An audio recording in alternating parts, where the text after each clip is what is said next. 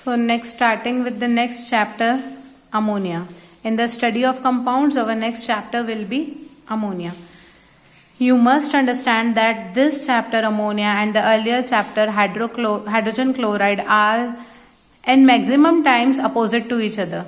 Okay, many of the times you will see that this concept what you have studied in hydrogen chloride chapter is just reverse in this chapter, because hydrogen chloride is acidic and ammonia is basic. Hydrogen chloride is acidic and ammonia, what is the formula for ammonia? It is NH3, and ammonia is basic. So many of the things will be reversed. So starting with this chapter, here you can see for the formula, this nitrogen has 5 valence electrons. So 1, 2, 3, 4 and 5.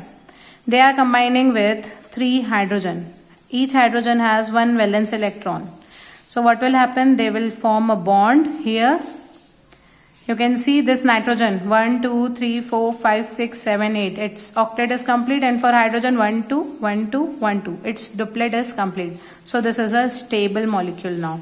And how many bonds are formed here? Here you can see 3 bonds are formed. So it has 3 covalent bonds. One ammonia molecule has 3 single covalent bond. 1, 1, 1 single. 3 single covalent bonds. Then occurrence and all, it doesn't come generally in paper, you can just go through it. Then in the urinals, in the public urinal places, a strong pungent smell comes because from the urine urea is released. This urea, when it is broken down by the bacteria, it will give rise to the production of ammonia. This ammonia gives that pungent smell. Then there are various forms of ammonia: gaseous ammonia, liquid ammonia, liquor ammonia fortis, and laboratory bench reagent. These all are very easy, you just go through it. I'll directly jump for the preparation of ammonia gas.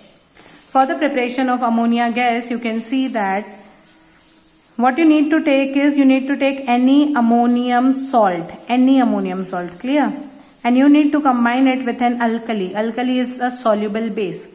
What you will get is, you will get a salt plus water plus ammonia. Clear? This is a general equation you need to remember. So for any ammonium salt, I am taking the example of ammonium chloride. For alkali, I am taking the example of NaOH. Now what will form? Salt, Na and Cl will give you a salt, sodium chloride. Then this OH, and from here 1H will combine to give water, and this NH3 will be left. So this is ammonia. Clear? This method itself is used for the laboratory preparation of ammonia. Okay. This is the general method, and this same method is used for laboratory preparation. Okay, so here for the laboratory preparation, you can see here in this round bottom flask, ammonium chloride is taken and calcium hydroxide is also added into that. Then that flask is a bit tilted. This is tilted. Okay, not straight, it is tilted. Then what will happen? Ammonia gas will form, a salt will form, and water molecule will be formed. So these water molecules and ammonia gas will move upwards.